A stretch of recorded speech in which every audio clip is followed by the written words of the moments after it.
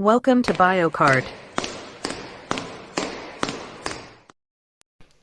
Hey guys, this is Shweta. Welcome back to BioCard. आज का जो हमारा टॉपिक है वो है general characters of phylum Coelenterata. आज हम लोग फाइलम सीलेंट्रेटा के जनरल कैरेक्टरिस्टिक को देखेंगे। सबसे पहले सीलेंट्रेटा नेम कहाँ से आया है। सीलेंट्रेटा नेम इस फाइलम में जितने भी ऑर्गेनिज्म होते हैं, अगर हम उनको देखेंगे तो उनके बीच में एक कैविटी पाई जाती है जिसको हम लोग कहते हैं सीलेंट्रॉन। इसी सीलेंट्रॉन नेम से इस फाइलम के ऑर्गेनिज्म का नाम रखा गया है सीलेंट्रेटा। तो अगर हम इसकी पहली कैरेक्टरिस्टिक देखें तो ये मोस्टली एक्वेटिक होते हैं और मरीन हैबिटेट के होते हैं। मीन्स ये फ्रेश वाटर में और मरीन वाटर में पाए जाने वाले ऑर्गेनिज्म होते हैं। इसके अलावा this species exhibit a tissue level organization. Tissue level organization का मीन्स क्या है। लेवल ऑफ ऑर्गेनाइजेशन एक चीज़ होती है। मीन्स हमारी जो बॉडी है वो कई चीज़ों से बनी है, जैसे कि सेल है, टिश्यू है, ऑर्गेन है। अगर सबसे पहले जो हमारी बॉडी की स्टार्टअप हुई है वो सेल से हुई है। सेल जो है हमारी यूनिट ऑफ लाइफ है। हम लोग इसको सेल को यूनिट ऑफ लाइफ इसलिए कहते हैं क्योंकि पूरी बॉडी जो है कई सारे सेल्स से मिलकर बनी हुई होती है। तो सबसे पहले होता है कि सेलुलर लेवल ऑफ ऑर्गेनाइजेशन एक चीज होती है, जिसमें अगर बॉडी सिर्फ सेल से मिलकर बनी हुई होती है तब हम उसे सेलुलर लेवल ऑफ ऑर्गेनाइजेशन कहते हैं। जब कई सारे सेल एक साथ इकट्ठा होकर टिश्यू का फॉर्मेशन करते हैं तो हम उसे टिश्यू लेवल ऑफ ऑर्गेनाइजेशन कहते हैं। जब कई सारे टिश्यू हमारे ऑर्गन का फॉर्मेशन करते हैं तब हम उसे ऑर्गन लेवल ऑफ ऑर्गेनाइजेशन कहते हैं। इसी तरीके से कई सारे ऑर्गन मिलके पूरी बॉडी का फॉर्मेशन करते हैं। तो अभी अगर हम लोग फाइलम सीलेंट्रेटा में देखें तो सिर्फ टिश्यू लेवल ऑफ ऑर्गेनाइजेशन ही पाया जाता है।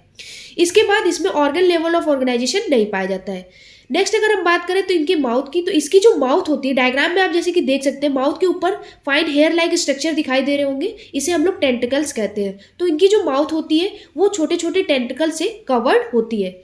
नेक्स्ट अगर बात करें तो ये डिप्लोब्लास्टिक एनिमल होते हैं। प्रीवियस वीडियो में हमने पहले ही आपको बता चुके हैं कि डिप्लोब्लास्टिक एनिमल कौन होते हैं।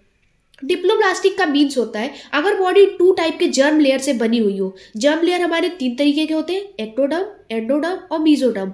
लेकिन अगर बॉडी सिर्फ दो ही जर्म लेयर से बनी हो, एक्टो और एंडो से, तो अब हम उसे डिप्लोब्लास्टिक कहते हैं। अगर बॉडी तीनों जर्म लेयर से बनी हुई हो, एक्टोडर्म, एंडोडर्म और मीजोडर्म से, तब हम उसे ट्रिप्लोब्लास्टिक कहते हैं।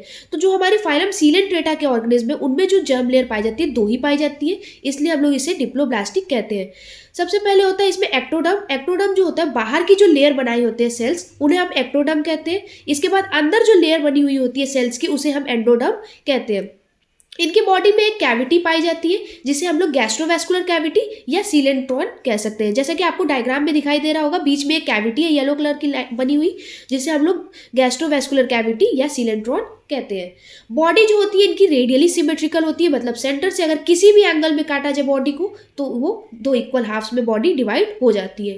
डाइजेशन इनका इंट्रासेलुलर या एक्स्ट्रा सेलुलर दोनों ही टाइप का हो सकता है। या तो बॉडी का जो ऑर्गेनिज्म जो है ये जो भी फीड कर रहा है, इसका जो डाइजेशन है सेल्स के अंदर भी हो सकता है और सेल के बाहर भी हो सकता है। इनमें नर्वस सिस्टम और सर्कुलेटरी सिस्टम टोटली एब्सेंट होते हैं। इनका जो एक्सक्रीशन होता है वो सिंपल डिफ्यूजन के प्रोसेस से होता है। यहाँ तक इनका रेस्पिरेशन भी डिफ्यूजन के प्रोसेस से ही होता है। डिफ्यूजन क्या होता है, ये ऑर्गेनिज्म जो होते हैं ये वाटर में पाए जाते हैं। तो वाटर बॉडी के अंदर ज़्यादा होगा कि बाहर ज़्यादा होगा। वाटर बॉडी के बाहर ज़्यादा होगा तो हायर कंसेंट्रेशन से कोई भी चीज़ जब लोअर कंसेंट्रेशन में मूव करती है उस प्रोसेस को हम लोग डिफ्यूजन कहते हैं। तो बाहर के एरिया में पानी ज़्यादा होता है तो वो मूव करता है बॉडी के अंदर, और जब बॉडी के अंदर मूव करता है उसी के थ्रू गैसेस का भी एक्सचेंज होता है। गैसेस भी बॉडी के अंदर आती है और जो गैसेस बॉडी को रिक्वायर होती है वो ले लेता है बॉडी। जो गैस का रिक्वायरमेंट बॉडी को नहीं होता है वो एक्सक्रीट आउट कर देता है। तो इसके थ्रू रेस्पिरेशन की प्रोसेस हो जाती है। इसके अलावा जो भी वो बॉडी को एक्सक्रीट करना है वो इसी प्रोसेस के थ्रू बॉडी बाहर की ओर निकाल देता है। तो इसे की प्रोसेस के थ्रू, मतलब कि डिफ्यूजन के ही थ्रू रेस्पिरेशन और एक्सक्रीशन दोनों ही प्रोसेस होता है। बात करें अगर रिप्रोडक्शन की, तो रिप्रोडक्शन इसमें असेक्सुअल टाइप का भी होता है और सेक्सुअल भी होता है। मेनली जो रिप्रोडक्शन होता है वो असेक्सुअल टाइप का ही होता है और असेक्सुअल में बडिंग के थ्रू रिप्रोडक्शन इनका होता है। सेक्सुअल जो होता है वो कुछ ही सीलेंट्रेट्स में देखा जाता है। एग्जाम्पल अगर देखा जाए फाइलम सीलेंट्रेटा में आने वाले ऑर्गेनिज्म का, तो वो है हाइड्रा, राइजोस्टोमा, जेनिया और भी कई सारे ऐसे ऑर्गेनिज्म हैं जो फाइलम सीलेंट्रेटा में आते हैं। तो ये कुछ कैरेक्टरिस्टिक्स थे फाइलम सीलेंट्रेटा के।